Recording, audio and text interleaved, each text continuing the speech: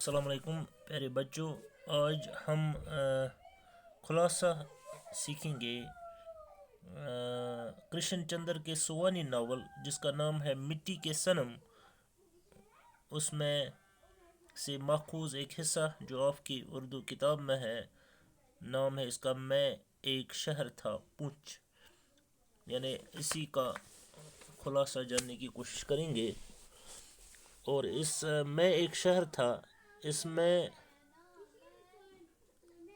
کرشن چندر صاحب کہتے ہیں کہ پچھلے زمانے میں ایک راجہ پنش تھا، اس نے سب سے پہلے اس وادی میں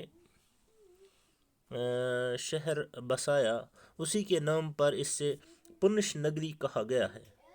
بعد میں بگڑ کر پنش کا پونچھ اور پھر پونچھ ہو گیا۔ کرشن چندر پونچھ میں بتائے دنوں کو یاد کرتے ہیں جو زندگی کے قیمتی ترین دن تھے۔ انہیں وہاں کی آب و ہوا اور وہاں کے مناظر یاد آتے ہیں۔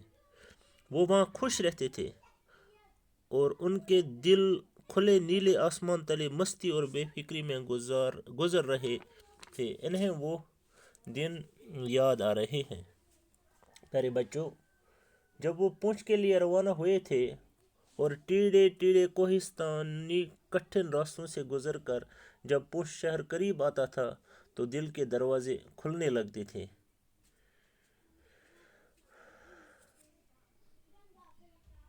کرشن چندر کہتے ہیں کہ خوبصورت روم 7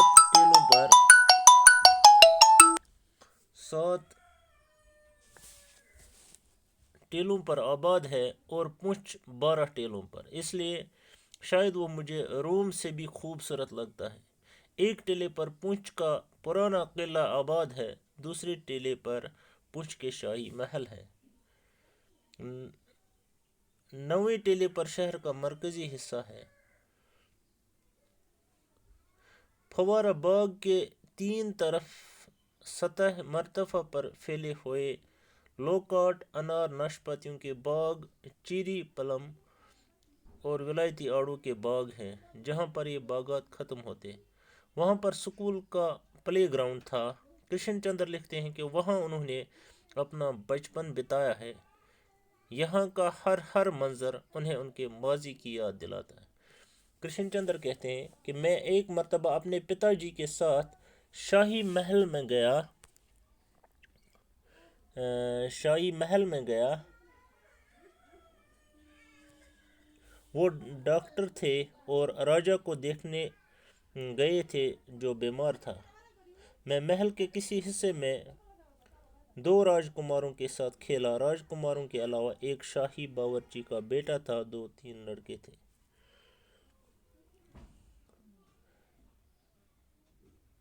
انہوں نے مجھے اپنی چیزیں دکھائیں اور مجھے پوچھا کہ تمہارے پاس کیا ہے۔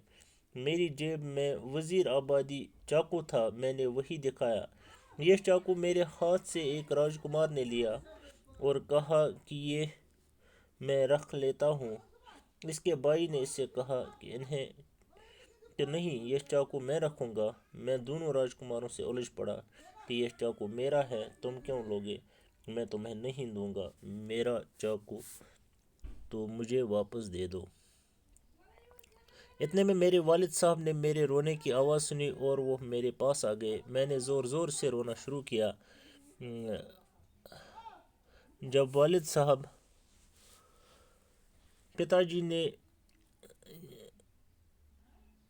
ساری داستان سنی تو انہوں نے مجھے بھی مارا اور وہ بھی سب کے سامنے۔ مختصر یہ کہ وہ چاقو مجھے نہیں ملا۔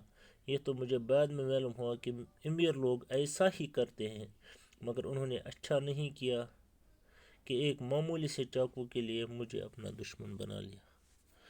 تو یہ تھا اس کا خلاصہ۔